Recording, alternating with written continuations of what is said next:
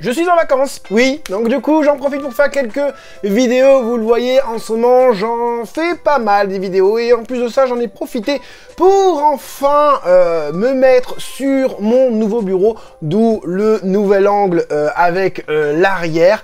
On va parler aujourd'hui dans cette vidéo des annonces qui ont été faites durant le mois de juillet et peut-être aussi au mois d'août, non je crois que c'est que le mois de juillet. Des annonces dont je n'ai pas réagi, hein, on va bien sûr parler de Raditz, on va parler aussi de ce qui est sorti dernièrement, c'est-à-dire de la Frieza Mecha chez Tamashii en SH Figuarts, pardon, de la King Cole aussi, et on va finir sur de la Goku Ultra Instinct. On se fait ça ensemble, c'est parti!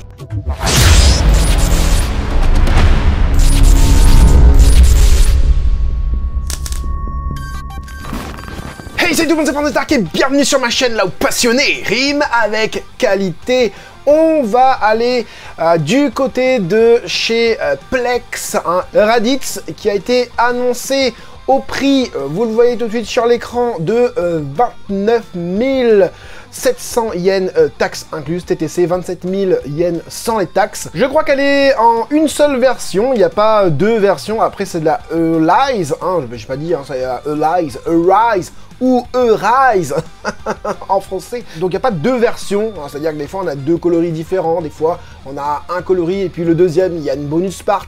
Là en l'occurrence, on a une seule version avec directement la bonus parts, de ce que j'ai compris en tout cas. Donc on va tout de suite le petit Raditz qui m'a l'air pas mal, hein, voilà. Je l'ai posté dans mon onglet communauté, vous étiez quand même plutôt content, hein, de cette version, même si je suis comme vous, il y a des choses qui me gênent un petit peu, notamment par exemple pour le Raditz en lui-même, on a les cheveux très avec des traits Dragon Ball, voilà, Kera design de Dragon Ball au niveau des cheveux, mais par contre au niveau des bras, hein, c'est un peu trop musclé, c'est un peu trop Dragon Ball Z, un peu trop moderne, voilà, on a cette sensation que c'est trop moderne tout simplement. On a de légers dégradés au niveau des bottes, hein, ça c'est cool, bon c'est légèrement laqué si tu préfères pour donner cet effet de bottes, je sais pas si c'est en cuir ou quoi, enfin bref.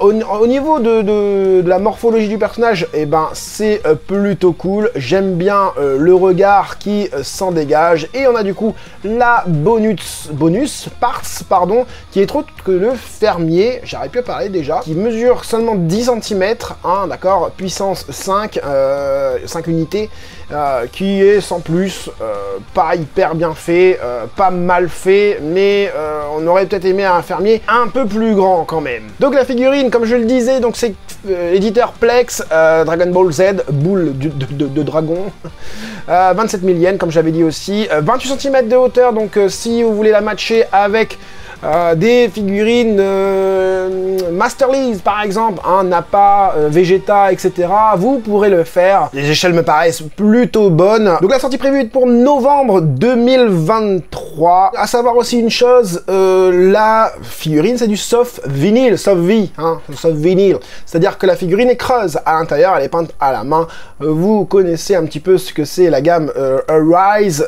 Si vous ne savez pas, vous pouvez me demander en commentaire, je vous répondrai bien évidemment. Ensuite on passe donc du coup à de la SH Figuarts, cette fois-ci avec ce Frieza qui fera 25 $, je sais pas combien j'ai mis. Alors Frieza, donc la préco était ouverte à partir du 4 août, donc ça fait pas très longtemps, vous avez vu, c'était bon, c'est août, c'est effectivement ça. Elle sera livrée en avril 2024, elle fera 12 cm en yens, ça donne du 9350 yens, donc 90 € à peu près, chez nous 85-90 €. Donc le Mecha Frieza, ça donne ça, vous le voyez juste ici. Bon, honnêtement, bon là j'ai aussi un visuel salon, hein, je sais plus où est-ce que c'était ce visuel là.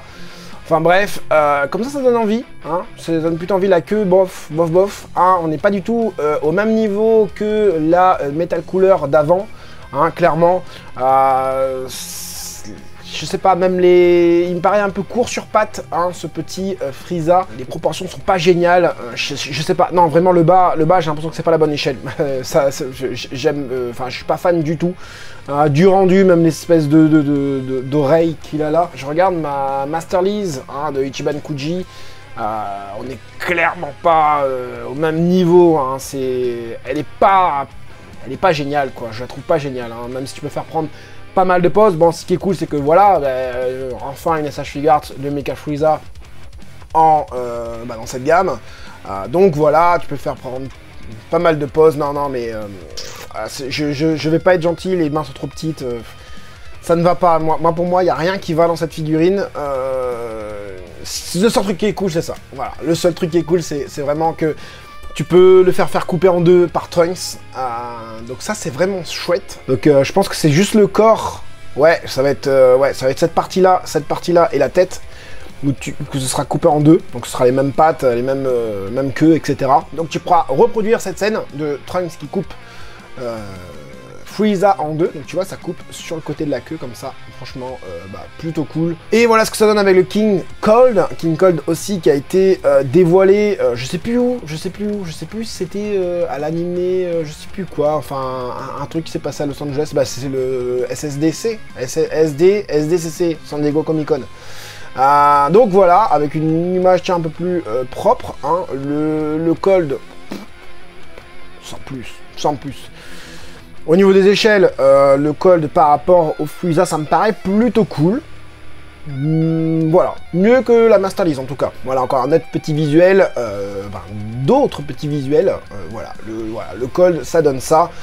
On attend l'annonce pour le Cold, parce qu'il n'y a pas encore d'annonce. Bon, dites-moi en commentaire ce que vous pensez de justement ce Mecha Frieza. Moi, je suis pas hyper fan. Ensuite, pour le 30e anniversaire du V-Jump, nous avons une figurine qui a été dévoilée, voire deux figurines qui a été dévoilées. On se retrouve sur le site db-z.com, le site d'actu à ne pas rater si tu es fan de figurines de Dragon Ball Z, de Dragon Ball Heroes et tout l'univers Dragon Ball, quoi, en fait. Et il nous informe qu'il y a du coup le 30e anniversaire du V-Jump ainsi que le 15e anniversaire de la gamme SH Figuarts, donc du coup une collaboration inédite, etc. Tout d'abord sous la forme d'une SH Figuarts Super Saiyan God, Super Saiyan Kaioken, donc on va la voir juste ici, la voilà. Pareil, dévoilée au SSD, alors je crois que celle-là elle est disponible seulement justement au San Diego Comic Con, je sais plus, je crois que je vous l'ai déjà présenté, je sais plus. Une SH Figuarts plutôt pas mal, j'aime bien les reflets violets qu'il y a dedans. Enfin, grâce à la lumière, j'imagine que ça va se refléter en mode violet. Donc voilà, donc comme tu peux voir pour le 30e anniversaire du V-Jump. Et en fait, ce qui se passe, c'est que les gars, ils ont fait une SH Figuarts Ultra Instinct, d'un Goku Ultra Instinct, pardon. Oui, on a déjà eu une Ultra Instinct en SH Figuarts, mais cette fois-ci, c'est sous les traits de Toyotaro, le chara-design de Toyotaro. De toute façon, on le voit, c'est vraiment, voilà, c'est vraiment le chara-design de Toyotaro avec les yeux bien fermés, enfin bien méchants, bien vénères, quoi. Enfin, je sais pas si c'est vénère ou quoi, mais voilà, très méfiant. Voilà. Au niveau des articulations, je ne sais pas ce que ça donne par rapport à la précédente. On va regarder vite fait la précédente. J'ai l'impression que c'est la même chose. J'ai l'impression que... Ah ouais, c'est la même chose. Ah ouais, d'accord. Ils ont pas cherché... Ouais, d'accord. Ils ont changé... Alors, ils ont changé quoi? Alors, au niveau du corps... Non, c'est la même chose. Ouais, c'est exactement le même délire. C'est exactement le même délire. C'est même pas avec les nouvelles... Enfin, si, c'est avec les nouvelles... Comment dire? Les nouvelles jonctions, les nouvelles articulations, etc. Nouveau système, si tu préfères, de SH Figuarts. C'est juste la tête qui change et les cheveux aussi qui changent. Voilà, on avait des cheveux pas génial en fait ici. Et là, c'est quand même plus accurate. Donc voilà, hein, dans le V-Jumps, c'était comme ça. On a un petit peu plus de pause ici. Donc c'était cette illustration-là de Toyotaro. Donc c'est une nouvelle illustration de Toyotaro. Ce qui est bien, c'est que comme tu peux le voir tout en haut, tu vas pouvoir le faire fermer les yeux. D'accord? Pour mettre en mode concentré là. En bas, tu vas pouvoir le faire faire d'autres poses, forcément. Kamehameha, le coup de poing vers l'avant, très connu quand il se bat contre Jiren. Et on peut voir aussi qu'il a une nouvelle forme aussi au niveau des cheveux au vent. Hein, je vais vous remonter un petit peu, je vais un peu trop vite. Qui est plutôt, ma foi, plutôt pas mal. Alors, je sais pas s'il y a des prix. Non, il n'y a pas de prix. Si, quoique, voilà, contrairement à la précédente, elle ne sera pas exclusive aux lecteurs du V-Jump, mais disponible pour tous en février 2024. Si tant est que vous la précommandez sur le site Bandai Premium à partir du 21 août, du coup, son prix 8000 yens. Ah, pas très cher, 51 €. Ben, en même temps, c'est une figurine retirée enfin, voilà, recyclée, j'ai envie de te dire. Voilà, c'est sorti en 2020, ils ressortent le scut, ils changent juste la tête. et ça se trouve, il y aura peut-être même pas ça là, le Kikoa. Avec, enfin voilà, oui ça va, 51 €, tu veux une figurine de Totaro, du Goku Ultra Instinct, de son Goku Ultra Instinct, et bah c'est plutôt cool. Février 2024, tu vas l'avoir. Alors on finit cette vidéo avec du non officiel, enfin pas que je sache en tout cas. Oui, d'habitude je ne fais pas du non officiel, mais il y a des trucs qui sont bien et que peut-être que ça pourrait faire réagir Bandai, Banpresto et tout ça, Tamashination, de nous faire des figurines un peu plus qualitatives. Et on est sur une figurine là de Son Goku en mode Tamashination SH Figuarts, mais c'est Kong Studio qui fait ça, un Goku SSJ3. J'ai pas mal de photos, regardez-moi ça, ça a l'air plutôt cool. Regardez, c'est surtout la chevelure qui me fait penser vraiment au film avec Tapion et le film avec Janemba. Voilà, donc c'est ça, les boîtes, ça donne ça. Donc ils ont fait d'autres choses, ils ont fait aussi du Végéto SSJ3. Donc effectivement, je ne pense pas que ce soit sous licence. Sinon, on verrait le logo Toei Animation, pardon. Et regardez ce que ça donne, franchement, les cheveux, j'adore. C'est beaucoup mieux que la version qu'on a chez Tamashination. Je trouve que en plus, même les visages sont vraiment pas mal. Voilà, ça c'est la version de Tamashination. Regardez, les cheveux sont pas top, hein. Bon, les couleurs sont pas top non plus.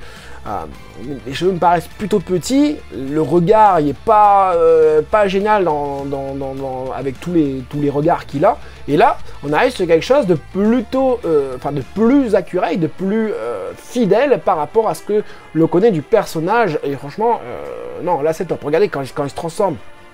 À un moment donné, il se transforme comme ça, je crois. C'est pas avec boue, hein, ou un délire comme ça où il y a ses cheveux qui volent vers le haut. Peut-être même c'est contre Janemba, enfin je sais plus. Ou enfin voilà, bref. Et franchement, bah, c'est bien fait, c'est super bien fait. La chevelure est excellente, le regard il est vraiment très très beau. Kong Studio, plutôt pas mal du tout. Allez, on continue un petit peu avec du non-off et je vous ai montré ça sur mon espace communauté. On parle de Dragon Ball Infinite Studio, à ne pas confondre avec Infinity Studio, qui est, elle, un studio officiel, hein, pour la licence Dragon Ball. Et là, non, ce n'est pas officiel. J'ai failli me tromper aussi. Donc là, c'est Infinite Studio. Alors, j'ai cherché justement sur Infinity Studio. Je me suis dit, mais on la voit pas. Et en fait, non, c'est Infinite Studio. Bon, je pense que tu as compris là. Avec un Goku SSJ3 au top, franchement, regardez-moi les photos. Attends, je vais ouvrir la photo. Donc voilà, ici, on a le SSJ3, hein, parce que oui, il y a du SSJ2 aussi, et franchement, c'est pas mal du tout. Regardez-moi, le bras fait très réaliste par contre, mais au niveau de la chevelure, ça me paraît plutôt correct au niveau de la... comment ça s'appelle, de l'échelle par rapport, les proportions, voilà, je cherchais le mot. La petite auréole est plutôt cool. On a le petit bout derrière, c'est marrant, hein, et regardez, même la terre, elle est bien faite, elle est super bien faite. Bon, il est posé sur les rochers, ça c'est un peu dommage, je trouve. Ils auraient dû le mettre en lévitation pour donner vraiment cet effet-là, enfin un meilleur effet. Mais en fait, le personnage en lui-même, le personnage en lui-même est super bien fait, je trouve. Oh là là, regarde-moi ça. Oh, le SSJ3, franchement, il est super beau. Ensuite, du coup, on nous montre avec justement les autres trucs qu'ils ont fait. Hein. Toujours, je vous le rappelle, c'est du non officiel. Donc là, je sais pas ce qu'il a. Il a un nid d'abeille dans la main. Je sais pas trop c'est quoi. Ils se sont améliorés. Hein. Ils se sont vraiment améliorés, je trouve. Le Frieza ici, sympa. Ils ont l'habitude de faire des figurines comme ça, c'est-à-dire que on a la Terre en bas. Le ki autour de lui, un méchant posé quelque part. Est-ce que celui du Ultra Instinct, on a un méchant? Non, pas du tout. Donc vraiment chouette, et effectivement vous aurez la possibilité de lui mettre aussi la tête du SSJ2 qui est un peu moins bien, je trouve. Le visage est cool, mais les cheveux, c'est bizarre, la façon que les mèches tombent.